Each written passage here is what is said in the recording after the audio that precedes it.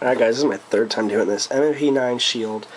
Gonna get right into it. It's just like the Taurus, except that the extractor is not released in the same way the Taurus is. It's not a pin that goes back to the back plate. So we're gonna do the same thing. A piece of plastic, that white plastic right there. Push it forward, and hold it. Hold it forward, and in this gun, it will just slide. The back plate will just slide right off, and then that'll sit like that for a second. I'm going to point out that the back plate for this gun actually is thicker. It seems to be about twice as thick as the metal in the back plate for the Taurus, which I like because you know all the tension from the firing mechanism, from the firing pin, is on this back plate. So add a little bit more steel on the back, and that makes me happy. Now it's going to sit in here, and it's not going to pull back until you release the firing block. Now you can do this by pushing this forward, pushing that pin down, which in this gun you're going to need another punch. So you push this forward to let the pressure off of it, push this down and release, and it'll come out. And then you just, I don't think you have to push this down anymore. You know what, let's see. Yeah, you don't, and it'll just slide right out. So now you have the pin out of the slide, and let's just get a close-up of the pin, I guess. Yeah, there you go. Some close-ups of the pin.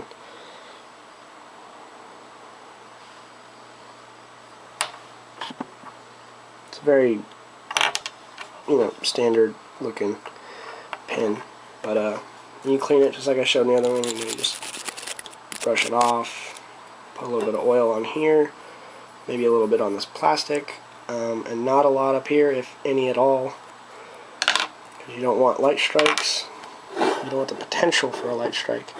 So that's to take that out. Now it's completely different to get the extractor out. Now it's just a pin. So you just take is this my small one? That is my small one. Just take a pin like that. Let me back up a little bit. Take a pin. I tend to use my frame. Just sit it up here. Take a pin. And this is going to get loud, so I'll probably just mute this. So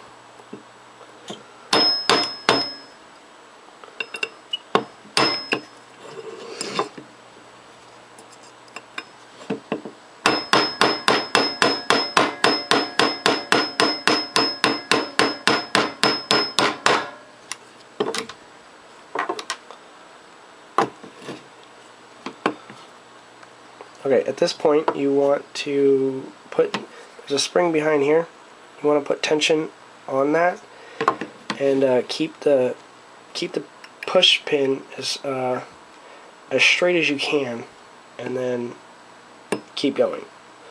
I just lost the pin. That's fine, I'll find it in my shag carpet somewhere.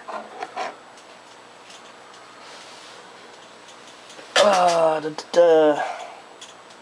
see. There it is. Okay. When you take a pin out, I always tell people when they take pins out to find the side that you were initially hitting. So I found it right here. You're not going to be able to tell on this camera, and I'm sorry for that. But oh, I guess you can. It's recessed a little bit, and it's got Mars on it, and the other side does not, because I've never hit the other side. So I always take this, and when I put it back in, let's focus.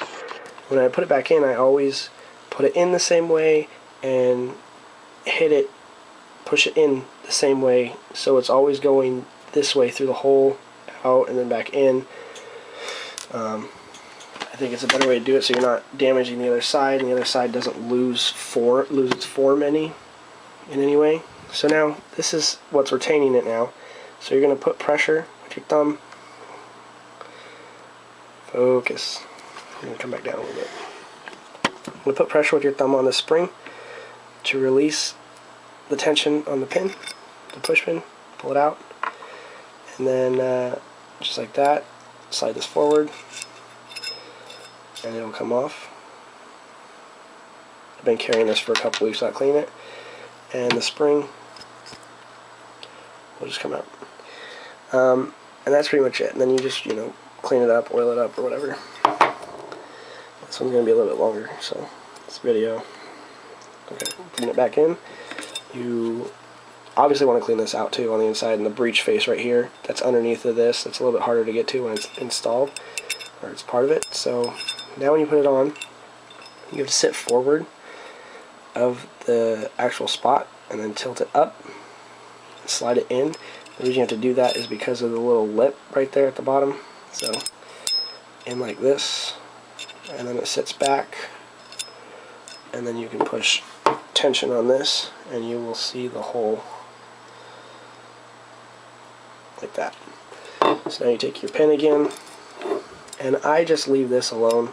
I'll hold it so it doesn't fall out while I'm hitting the pin, but like this, and just I tap it a little bit. Okay, now that I know it's in, put a lot of tension on this to keep it flush, and just go through the hole.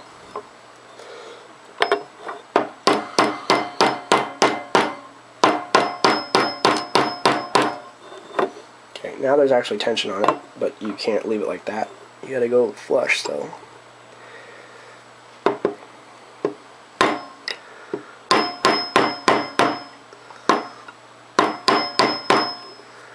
Okay. I tend to go until the top. The top part is flush, like that. Yeah, like that. And then on the inside, it tends to go flush too, so that's installed. Then we go back here, this is cleaned, oiled up a little bit, and you clean out the inside too. Don't forget to do that, because there's a lot of crap that I got from behind the breech face. You push it in, push the firing pin block in, and it'll slide back in. From here, this will stop that from coming back up and preventing any further entry of this.